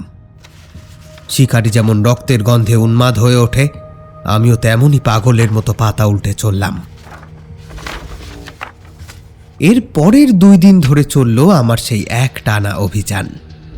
পাঠাগারের ওই টেবিলেই যেন আমার সংসার। আমি খুঁজে পেলাম একের পর এক চুরির সংবাদ। এক ভয়ঙ্কর নকশা ফুটে উঠতে শুরু করল। শোভাবাজারের এক ক্ষয়িষ্ণু রাজবাড়ির পারিবারিক সমাধিক্ষেত্র, পার্ক সার্কাসের এক পরিত্যক্ত ব্রিটিশ কবরখানা, এমনকি শিবপুরের বোটানিক্যাল গার্ডেনের গঙ্গার ধার থেকে উদ্ধার হওয়া এক প্রাচীন বেওয়ারিশ কঙ্কাল, এসবই চুরি গিয়েছে। সবচেয়ে লোমহর্ষক ঘটনাটা ঘটেছে ভারতীয় জাদুঘরে। সেখানে অঙ্গ ব্যবচ্ছেদের বিভাগ থেকে একটা পূর্ণাঙ্গ মানুষের কঙ্কাল উধাও হয়েছে, অথচ পুলিশি রিপোর্টে বলা হয়েছে কোনো দরজা বা জানলা ভাঙার চিহ্ন নেই। তালাও যেমন ছিল তেমনই আছে। নিরাপত্তারক্ষীরাও কিছু টের পায়নি, যেন কঙ্কালটা নিজেই হেঁটে বেরিয়ে গিয়েছে। প্রত্যেকটা জায়গার নাম আমি যত্ন করে খাতায় লিখলাম, আর সেই সাথে একটা বিষয় অদ্ভুত লাগলো আমার কাছে। চুরিগুলো ঘটছে অমাবস্যা বা পূর্ণিমার ঠিক আগের বা পরের রাতে। তার মানে এর পিছনে নিশ্চয়ই কোনো বিশেষ তান্ত্রিক তিথির যোগ আছে। একেবারে শেষের দিকে একটা মফস্বলের সংবাদ পড়তে গিয়ে আমার বুকের রক্ত হিম হয়ে গেল। সংবাদটা ছিল ব্যারাকপুরের এক পুরনো গির্জা নিয়ে।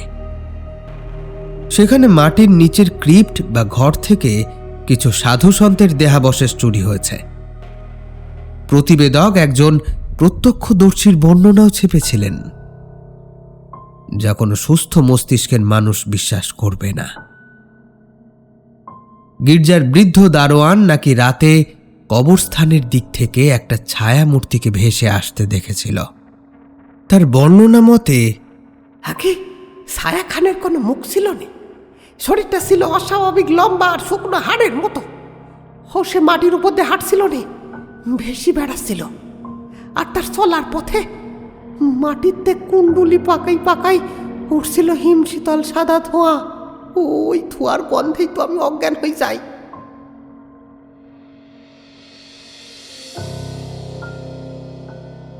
জিনিসটা পড়ে হাড় হিম হয়ে গেল। বুঝলাম এ আর অন্য কেউ নয়, এ কোনো সাধারণ চোর ডাকাত নয়, এ স্বয়ং অগ্নিবেশের আত্মা। তার শরীরহীন প্রেত অবতার এখন স্বাধীনভাবে ঘুরে বেড়াচ্ছে, আর তার স্পর্শে মাটি পর্যন্ত শিউরে উঠছে। সমস্ত তথ্য জোগাড় করে আমি যখন পাঠাগার থেকে বেরুলাম, তখন প্রায় 3 দিন অতিবাহিত। এই কদিন আমার খাওয়া ঘুম প্রায় বন্ধ, আর তার ফলস্বরূপ আমার হাতে এখন 10টা জায়গার নাম আর তারিখের তালিকা। আমি প্রায় ছুটে ঠাকুরমশাইয়ের বাড়ি পৌঁছালাম। আমার গালে খোঁচা খোঁচা দাড়ি, চোখ মুখে রাজ্যের ক্লান্তি, তবে সেসব নিয়ে ভাববার সময় এখন নয়। দরজায় কড়া নাড়তেই ভেতর থেকে চারি এসে দরজা খুলে দিল।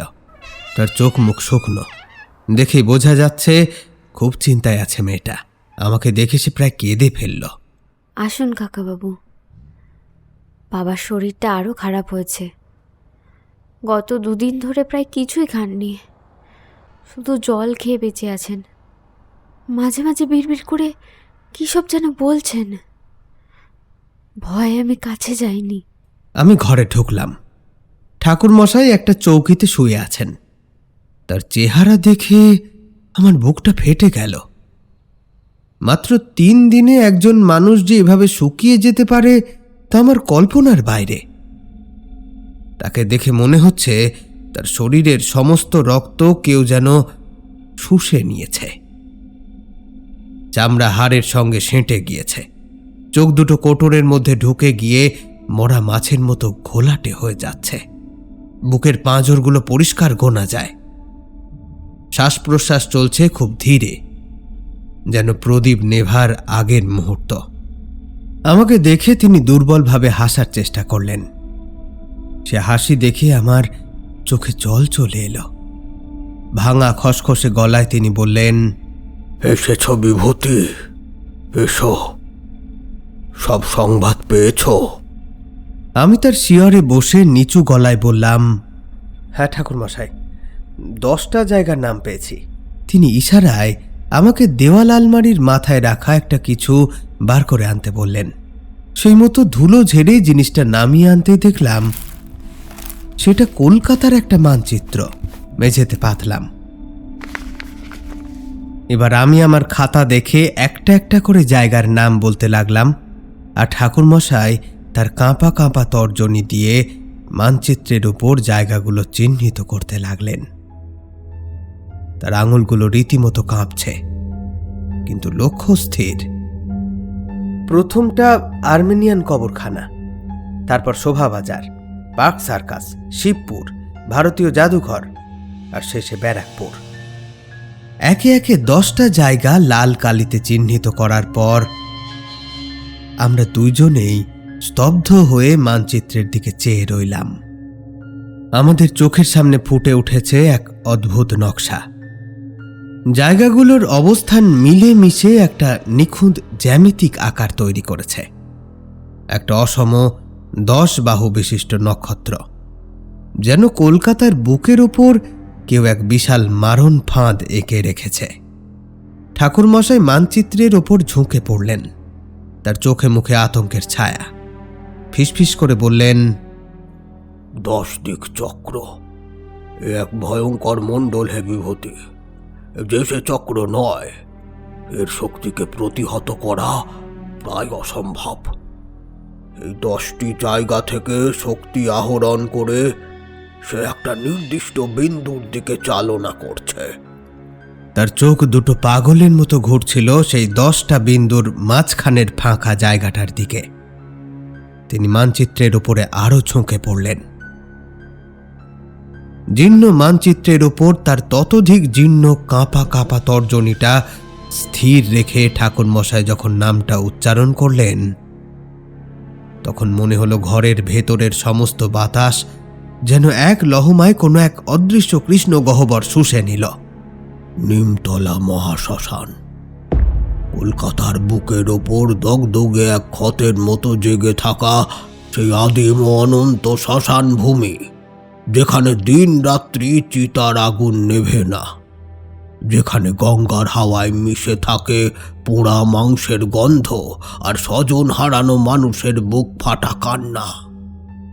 অগ্নিবেশ তার পৈশাচিক যজ্ঞের চূড়ান্ত কেন্দ্র হিসেবে বেছে নিয়েছে সেই মৃত্যুর সদর দরজাকে। ঠাকুরমশাই চোখ বন্ধ করলেন। তার কপালে গভীর চিন্তার বলিরেখা যেন এক একটা সুগভীর খাদ। তিনি ফিসফিস করে বললেন, এর চেয়ে উপযুক্ত জায়গার কি বা হতে পারে বিভূতি? হাজার হাজার মৃত মানুষের অতৃপ্ত আত্মা চিতার লেলিহান শিখা থেকে উৎপন্ন হয়, দাহ শক্তি, আর পাশেই গঙ্গার প্রবাহমান পবিত্র জলধারা। সব মিলিয়ে এ এক প্রচণ্ড শক্তিশালী তান্ত্রিক ক্ষেত্র। এই যে মহাপীঠ সম, অগ্নিবেশ ঠিক এখানে সে শক্তির ভর কেন্দ্র তৈরি করেছে, অস্থিমালাকে স্থাপন করেছে। এবার তিনি চোখ খুললেন। আজ অমাবস্যা, ঘোর অমানিসা। আমার বুকের ভেতর যেন হাতুড়ির ঘা পড়ল। তার মানে আজই সেই রাত যখন অশুভ শক্তি তার চরম সীমায় পৌঁছায়, যখন ছায়ারা জীবন্ত হয়ে ওঠে। আমি কোনো মতে বললাম, তাহলে তাহলে এখন উপায় কি ঠাকুরমশাই? আমি কি পুলিশকে খবর দেব? ওরাই তো। পুলিশ? তারা কি করবে? বন্দুক আর লাঠি দিয়ে কি অদৃশ্য প্রেতেদের সাথে লড়াই করা যায়? তারা কি মায়ার জাল ভেদ করে সেই অভিশপ্ত মালা খুঁজে বার করতে পারবে? এ লড়াই যে আইনের নয় বিভূতি, এ লড়াই অলৌকিকের। এ লড়াই আমাদেরকেই লড়তে হবে। তিনি চৌকি ছেড়ে উঠে দাঁড়ানোর চেষ্টা করলেন, আর তাতেই তার শীর্ণ শরীরটা এমনভাবে থরথর করে কাঁপছিল যেন হাড়গুলো বুঝি আলগা হয়ে খসে পড়বে। আমি এক লাফে কাছে গিয়ে তাকে ধরে বসালাম। তিনি আমার হাতের ওপর তার ঠান্ডা হাতটা রেখে বললেন, আমার যাওয়ার অবস্থা নেই ভাই। আমার প্রাণ শক্তির শেষ বিন্দুটা দিয়ে আমি এখানে বসে একটা সুরক্ষা বলয় তৈরি করে রেখেছি। এখন এই শরীর নিয়ে বাড়ির বাইরে পা রাখলেই অগ্নিবেশের কাজ আরো সহজ হয়ে যাবে। সে এক মুহূর্তও সময় নেবে না, বাতাস থেকেই আমার প্রাণবায়ু নিংড়ে নেবে। তাই তাই ভাই, এ কাজ তোমাকেই করতে হবে। আমার গলা তো শুকিয়ে কাঠ। কোনো রকমে বললাম, আমি আমি কি করতে পারবো ঠাকুরমশাই? আমি তো একজন সাধারণ সংসারী মানুষ। আমি যে তন্ত্রমন্ত্রের কিছুই বুঝি না। তোমাকে তন্ত্র জানতে হবে না হে বিভূতি। তোমার লাগবে কেবল সাহস আর বিশ্বাস। মনে রেখো, ভয় পেলে মৃত্যু 1000 বার হয়, সাহসের মৃত্যু একবার। আমি তোমাকে পথ দেখিয়ে দেব। তিনি ঘরের কোণে দাঁড়ানো চারিকে ইশারা করলেন তার পুরনো সিন্ধুকটা আবার খোলার জন্য। সেই মতো চারি সিন্ধুকের ভেতর থেকে একটা ছোট্ট কারুকাজ করা রূপোর কৌটো বার করে আনল। সেটা এনে ঠাকুরমশাইয়ের হাতে দিতেই কৌটোটা খুললেন তিনি।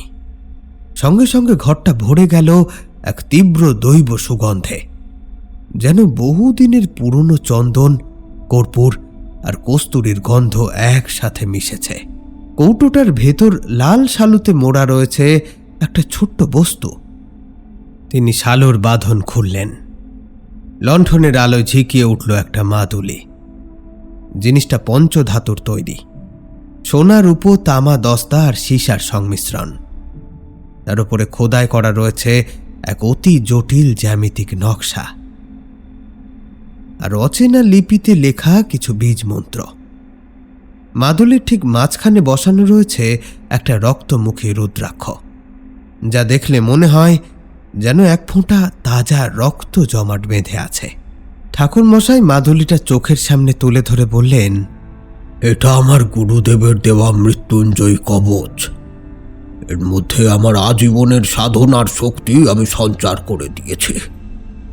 এটা তোমার গলায় থাকলে কোনো অতৃপ্ত আত্মা বা অপশক্তি সরাসরি তোমার কোনো ক্ষতি সাধন করতে পারবে না।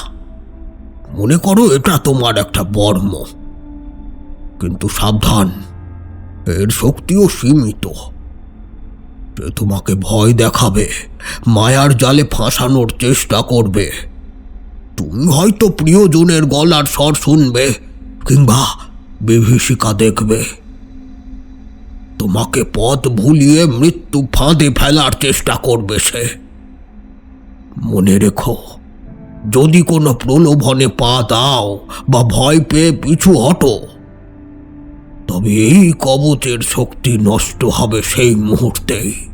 আমার হাতে কবচটা দিয়ে আদেশের সুরে বললেন, এখন এটি গলায় পড়ে নাও দেখি, আর মন দিয়ে শোনো তোমায় কি করতে হবে। আমি মন্ত্রমুগ্ধের মতো তার পায়ের কাছে বসলাম।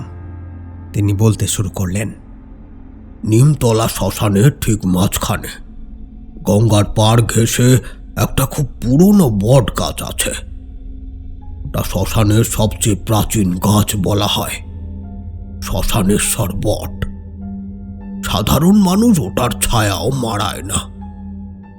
ডোমেরা বলে ওখানে নাকি নিশীতে স্বয়ং ব্রহ্মদৈত্য নামে। আর আমার ধারণা অগ্নিবেশের মতো ধূর্ত প্রেত ওইরকমই একটা জায়গা বেছে নেবে। কেবল ধারণাই নয়, দৃঢ় বিশ্বাসও বটে। ওই বট গাছের কোটরেই সে তার মালা লুকিয়ে রেখেছে। কিন্তু মনে রেখো, জায়গাটা মায়া বন্ধনী দিয়ে সুরক্ষিত। তুমি হয়তো গাছটা দেখতেই পাবে না, বা দেখলেও তার কাছে পৌঁছনোর পথ খুঁজে পাবে না। তোমাকে চর্মচক্ষু দিয়ে নয়, মন দিয়ে পথ খুঁজতে হবে। আর এই কবচ তোমাকে সঠিক পথ চেনাতে সাহায্য করবে। যখনই তুমি সেই পথের কাছাকাছি যাবে বা বিপদের গন্ধ পাবে, কবচটা সামান্য গরম হয়ে উঠবে, আর সেই উষ্ণতাই হবে তোমার দিশারি। আর মালাটা, মানে ওটা খুঁজে পাওয়ার পর আমি কি করব? ওটা কি নিয়ে আসব? খবরদার, মালাটা স্পর্শ করার চেষ্টা করো না। ওতে 107টা প্রেতাত্মার আক্রোশ আর অগ্নিবেশের সমস্ত ঘৃণা বিষের মতো মিশে আছে। ও জিনিস সাধারণ মানুষ স্পর্শ করলেই ভস্ম হয়ে যাবে সে। তোমার কাজ হবে ওটাকে নিষ্ক্রিয় করা। এবার তিনি তার বালিশের তলা থেকে একটা ছোট কাঁচের শিশি বার করলেন। শিশির ভেতরে রয়েছে জলের মতো কিছু, কিন্তু তাতে সামান্য নীলাভ আভা। এটি তোমার কাছে রাখবে। এ হলো বরুণাস্ত্র, মন্ত্রপুত জল।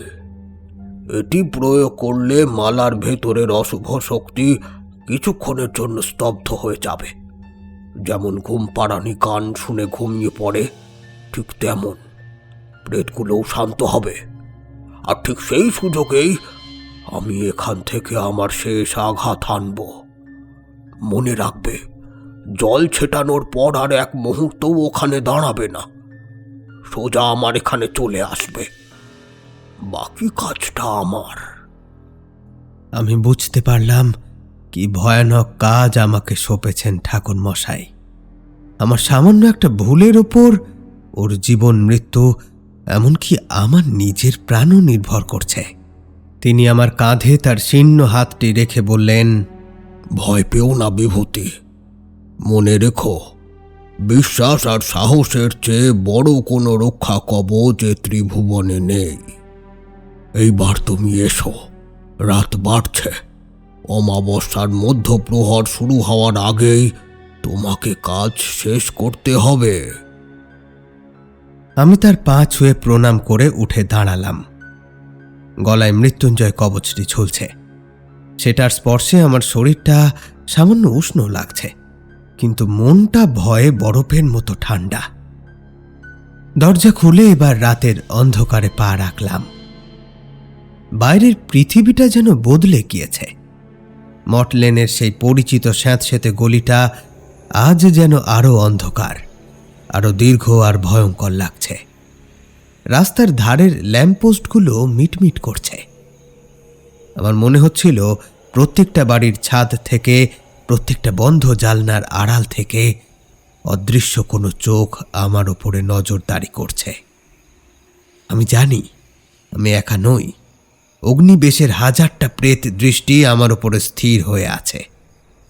রাতের কলকাতা এক অদ্ভুত মায়াবী নগরী, কিন্তু আজ এই অমাবস্যার রাতে সেই মায়া যেন খোলস ছেড়ে এক আদিম হিংস্র রূপ ধারণ করেছে। আমি যখন ভাড়াটে গাড়িতে করে নিমতলার দিকে এগোচ্ছিলাম, তখন রাস্তার দুপাশের জরাজীর্ণ বাড়িগুলোকে মনে হচ্ছিল এক একটা দাঁত বের করা কঙ্কালের শাড়ি।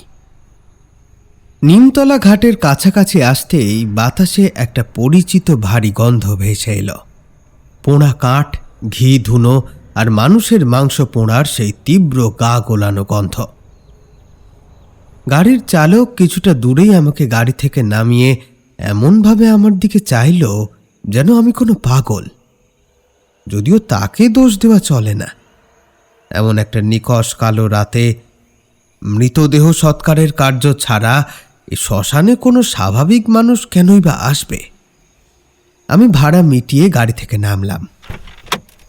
চালক এক মুহূর্ত দেরি না করে গাড়ি ঘুরিয়ে ঊর্ধ্বশ্বাসে বেরিয়ে গেল।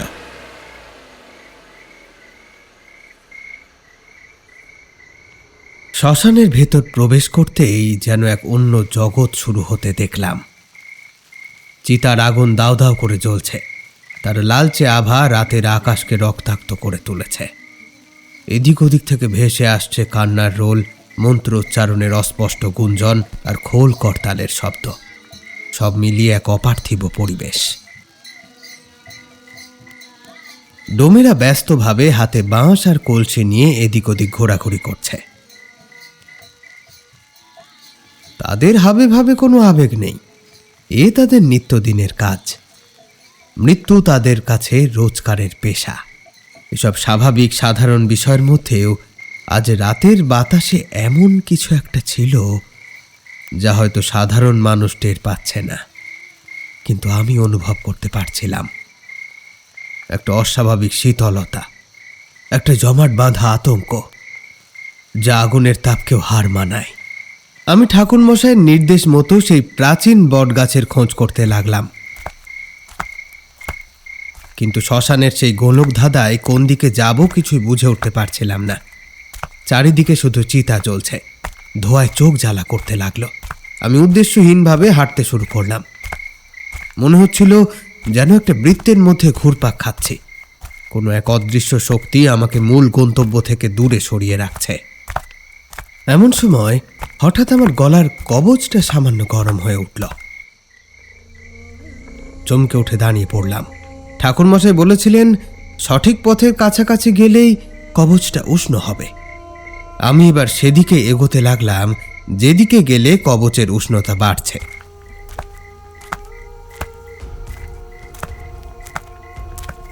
পথটা আমাকে শ্মশানের মূল চত্বর থেকে একটু ভেতরের দিকে গঙ্গার পাড় ঘেঁষে এক অন্ধকার অংশের মধ্যে নিয়ে গিয়ে ফেলল। এদিকটাই চিতার সংখ্যা অপেক্ষাকৃত কম, আলোও প্রায় নেই। আমি যত এগোচ্ছি চারপাশের কোলাহল ততই কমে আসছে। কান্নার রোল আর মন্ত্রের শব্দ পিছনে মিলিয়ে গিয়ে এখন শুধু গঙ্গার স্রোতের ছলাৎ ছলাৎ শব্দ আর শ্মশানের কুকুরের দূরবর্তী কান্না। আর এসবের মধ্যে আমার হৃৎপিণ্ডের ধুকপুকুনিটাই যেন প্রকটভাবে শোনা যাচ্ছে। হঠাৎ আমার সামনে এসে দাঁড়ালো একটা ছোট্ট মেয়ে, বয়স ৫-৬ হবে। পরনে একটা ময়লা ফ্রক, চুলগুলো উস্কো খুস্কো। সে অন্ধকারের ভেতর দাঁড়িয়ে আমার দিকে চেয়ে অদ্ভুতভাবে হাসছে। এই ভয়ঙ্কর পরিবেশে গভীর রাতে এমন একটা শিশুকে একা দাঁড়িয়ে থাকতে দেখে আমিও থমকে গেলাম। মেয়েটি তার ছোট্ট হাতটা বাড়িয়ে বলল, দাদা, আমার সাথে খেলবে? আমার পুতুলটা ওই আগুনের কাছে হারিয়ে গেছে, একটু এনে দেবে? এহেন কথায় আমার মনটা কেমন যেন গলে গেল। আমি তার দিকে এগোতেই যাব, এমন সময় আমার গলার কবচটা হঠাৎ করেই কেমন গরম হয়ে উঠতে লাগলো। প্রায় ছ্যাঁকা লাগার জোগাড় হতেই আমি যন্ত্রণায় কোঁকিয়ে উঠে পিছিয়ে আসতেই দেখলাম মেয়েটার মূর্তিটা ধোঁয়ার মতো কেঁপে উঠল, আর পরক্ষণেই সেটি এক দমকা বাতাসের সাথে মিশে মেয়েটার অস্তিত্বকে কোথায় যেন উড়িয়ে নিয়ে গেল। এবং সেই সাথেই আসল দৃশ্যটা পরিষ্কার হলো। এতক্ষণ মেয়েটার শরীরটা যেখানে দাঁড়িয়েছিল সেখানে এখন একটা চিতা জ্বলছে। আর একটু হলেই হয়তো আমি সেই জ্বলন্ত অঙ্গারের স্তূপের মধ্যে পা দিতাম। বুঝলাম অগ্নিবেশ তার খেলা শুরু করে দিয়েছে। আমি আরও সাবধানে মাটি পরীক্ষা করে এগোতে লাগলাম। কয়েক পা এগিয়েছি, এমন সময় কানে এলো, অতি পরিচিত কণ্ঠস্বর। আমি স্পষ্ট শুনলাম আমার মা আমাকে ডাকছেন। কিন্তু কিন্তু এ কি করে সম্ভব? তিনি তো বহু বছর আগেই। ফিরে আয়, আমার কাছে আয় বাবা, ওদিকে যাস না বাবা, ফিরে আয়। তবু আজকে এই ডাক এতই জীবন্ত, এতই স্নেহার্ত যে আমার পা দুটো মাটিতে চুম্বকের মতো আটকে গেল। চোখে জল চলে এলো। মনে হলো সব ছেড়ে ছুড়ে আমি সেই ডাকের দিকে ছুটে যাই। মায়ের গলা কি কখনো ভুল হতে পারে? পেছন ফিরতেই যাচ্ছিলাম, এমন সময় আবারও কবচটা থেকে যেন তাপ ঠিকরে বেরুলো। হঠাৎ কানের কাছে যেন ঠাকুর মশাইয়ের গলাটা বেজে উঠল। এ সবই সেই পিশাচের ফাঁদ, ফাঁদে পা দিও না বিভূতি। আমি চোখ বন্ধ করে ঠাকুর মশাইয়ের মুখটা স্মরণ করলাম। বিড়বিড় করে বললাম, জয় মা তারা, জয় মা। আমার সমস্ত শক্তি দিয়ে পিছনের দিকে না ফিরে সামনের দিকে পা বাড়ালাম। কিছুটা যাওয়ার পর কুয়াশা আর ধোঁয়ার আড়াল সরে গেল। এতক্ষণে আমি গাছটাকে দেখতে পেলাম। শ্মশানের একেবারে শেষ প্রান্তে গঙ্গার কালো জলের ধারে দাঁড়িয়ে আছে সেই বিশাল প্রাচীন বটগাছ।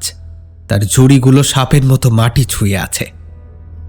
অন্ধকারে তাকে দেখে মনে হচ্ছে যেন এক বিশাল বহুপদ বিশিষ্ট মাকড়সা, আর সেটা ওত পেতে বসে আছে আমারই জন্য। গাছের তলাটা দুর্ভেদ্য অন্ধকার, কোনো চিতার আলোই যেন সেখানে পৌঁছচ্ছে না। আলোরাও যেন ভয় পায় ওই জায়গাটাকে। অনুভব করলাম আমার গলার কবচটা এখন আগুনের মতো জ্বলছে। নিশ্চিত হলাম তার মানে এইটাই সেই জায়গা, শ্মশানের হৃৎপিণ্ড। এবার আমি ধীরে ধীরে গাছের দিকে এগোতে লাগলাম।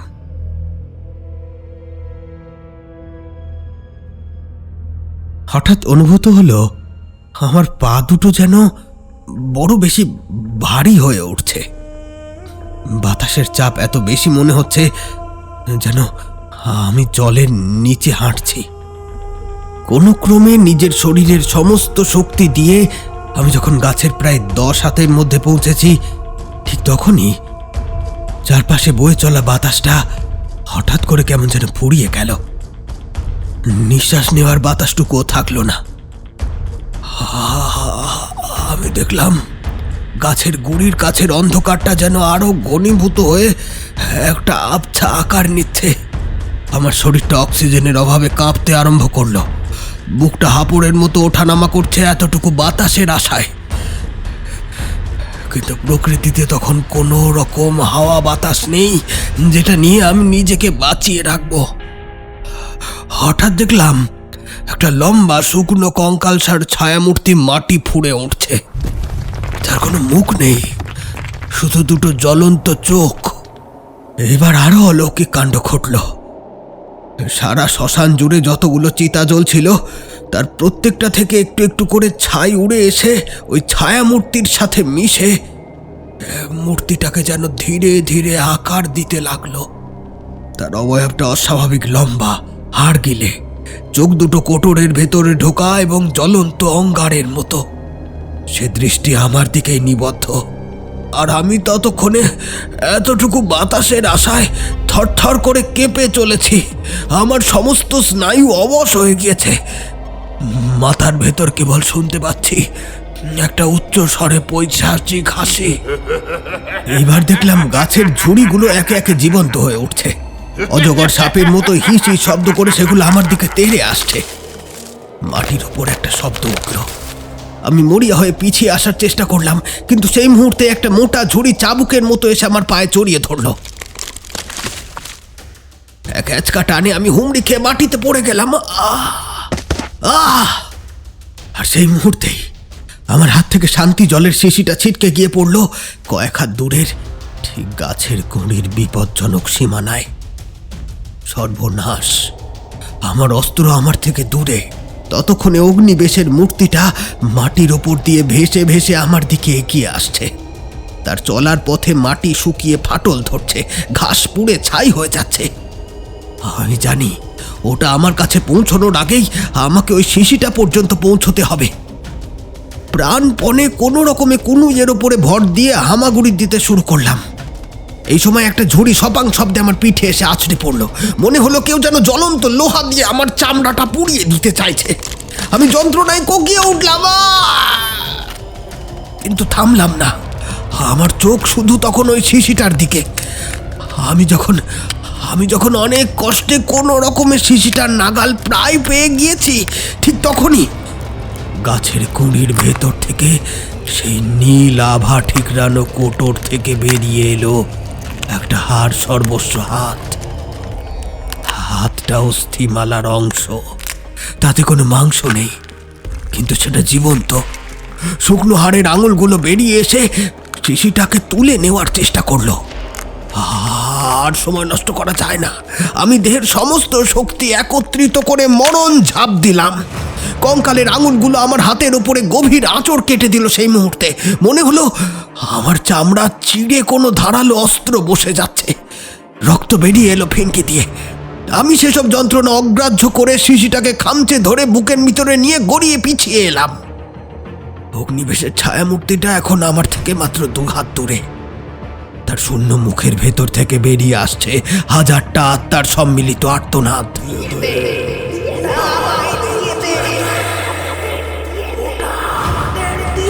আমার দৃষ্টি ততক্ষণে ঝাপসা হয়ে এসছে, তবুও লক্ষ্য স্থির রাখার চেষ্টা করলাম। চিৎকার করে বললাম, তোর খেলা শেষ কাপালিক। শরীরের সমস্ত অবশিষ্ট শক্তি একত্রিত করে শিশির সমস্ত মন্ত্রপুত শান্তি জল নিশানা করলাম গাছের কোটরের ওই নীল আলো থেকে বেরিয়ে থাকা কঙ্কালটার হাতটার উপর। জয় মা তারা, মাগো! যে মুহূর্তে জলের ফোঁটাগুলো ওই কোটরের ভেতরে প্রবেশ করলো, ঠিক সেই মুহূর্তে মনে হলো সময় যেন থমকে গিয়েছে। 1 সেকেন্ডের স্তব্ধতা, আর তারপরেই একটা পারমাণবিক বোমার মতো বিস্ফোরণ ঘটল। তবে বিস্ফোরণ আগুনের নয়, এক শুদ্ধ তান্ত্রিক শক্তির। একটা তীব্র চোখ ধাঁধানো সাদা আলোয় চারিদিক ঝলসে গেল। কান ফাটানো চিৎকারে শ্মশানের বাতাস চিড়ে গেল। যেন পাতাল থেকে হাজার হাজার দৈত্য একসাথে গর্জন করছে। গাছের কোটরের নীল আলোটা শত শত কাঁচের টুকরোর মতো ভেঙে ছড়িয়ে পড়ল, আর সেই সাথে অভিশপ্ত অস্থিমালাটা টুকরো টুকরো হয়ে গেল। সঙ্গে সঙ্গে গাছের কোটর থেকে শয়ে শয়ে খুলি কামানের গোলার মতো ছিটকে বেরিয়ে এলো। সেগুলো মাটিতে পড়ার আগেই হাওয়ায় ছাই হয়ে মিলিয়ে গেল। বাতাসে ভাসমান এতক্ষণের পচা দুর্গন্ধটা নিমেষে উবে গেল। আমার নিঃশ্বাস প্রশ্বাসও কিছুটা স্বাভাবিক হয়ে উঠেছে। ততক্ষণে অগ্নিবেশের ছায়ামূর্তিটাও সেই সাদা আলোর অভিঘাতে ছিন্ন ভিন্ন হয়ে গিয়েছে। এবার তার ধোঁয়ার শরীরটা পাক খেয়ে মোচড়াতে আরম্ভ করেছে। দেখলাম সেই অগ্নিবেশ ধ্বংস হওয়ার ঠিক আগের মুহূর্তে তার শেষ মরণ কামড় হানার জন্য প্রস্তুতি নিচ্ছে। তার বলিয়ান শরীর থেকে একটা লম্বা ধোঁয়ার মতো হাত বিদ্যুতের গতিতে আমার দিকে এগিয়ে এসে আমার গলাটা চেপে ধরল। আমি তার উদ্দেশ্য বুঝলাম। সে মিলিয়ে যাওয়ার আগে আমাকে সঙ্গে করে নিয়ে যেতে চায়। এবার আমার নিঃশ্বাস একেবারে বন্ধ হয়ে যেতে লাগলো। গলায় যেন ফাঁসির দড়ি চেপে বসেছে। আমার চোখের সামনে পুনরায় সবকিছু অন্ধকার হয়ে আসছিল। আমি হাত পা ছুটছি প্রাণপণে, কিন্তু সবই ব্যর্থ।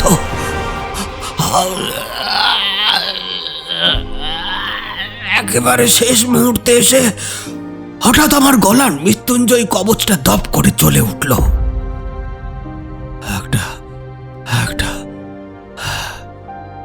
একটা সোনালী বর্মের মতো আভা তৈরি হলো আমার চারপাশে। কবচের স্পর্শে অগ্নিবেশের ধোঁয়ার হাতটা পুড়ে গেল মুহূর্তে, যেন ধোঁয়ায় আগুন ধরেছে। আকাশ বাতাস কাঁপানো এক অমানসিক আর্তনাদে ফেটে পড়ল চারপাশ। পরক্ষণেই ঠাকুরমশাইয়ের কথা কানে বেজে উঠল, এক মুহূর্তও ওখানে দাঁড়াবে না। ততক্ষণে বিস্ফোরণের ধাক্কায় বিশাল বটগাছটা কাঁপছে, ডালপালা ঝুড়িগুলো মরমর করে ভেঙে পড়ছে, মাটিও কাঁপছে ভূমিকম্পের মতো। আমি আর পেছনে ফিরে তাকালাম না। আমার শরীরে শেষ শক্তিবিন্দু একত্রিত করে দৌড়তে শুরু করলাম। ছুটতে ছুটতে যখন শ্মশানের ফটকটা আমি পার হয়ে এলাম, তখন আমার মনে হলো যেন সাক্ষাৎ নরক থেকে যাত্রায় ফিরে এলাম। শরীরেও যেন খানিকটা স্বাভাবিক শক্তি ফিরল। আমি আর থামলাম না, ছুটতে ছুটতে একেবারে বড় রাস্তায় পৌঁছলাম। এরপর কিভাবে যে মঠ লেনে ঠাকুরমশাইয়ের বাড়িতে পৌঁছলাম তার আমার মনে নেই। আমি যখন ঠাকুরমশাইয়ের ঘরের দরজায় প্রায় আছড়ে এসে পড়লাম, তখন আমার সারা শরীর কাঁপছে, জামা কাপড় ছেঁড়া, ধুলো কাদায় মাখামাখি, আর পিঠে চাবুকের আঘাতের ন্যায় ক্ষতচিহ্ন, তা দিয়ে রক্ত ঝরছে। চারি দরজাটা খুলতেই আমি টলতে টলতে ভেতরে ঢুকলাম। ঝাপসা দৃষ্টি নিয়ে দেখলাম ঠাকুরমশাই তক্তাপোষের ওপর পদ্মাসনে বসে আছেন, তার চোখ বন্ধ, ধ্যান করছেন। কিন্তু তার মুখে সেই মৃত্যুর ফ্যাকাশে ভাবটা আর নেই। কপালে বিন্দু বিন্দু ঘাম জমলেও গায়ের রঙে সেই পুরনো তাম্রবর্ণ আভা ফিরে এসেছে। ঠাকুরমশাই চোখ খুললেন না, কিন্তু তার ঠোঁটের কোণে একটু একটু করে ফুটে উঠল চিরপরিচিত সেই বিজয়ী হাসি।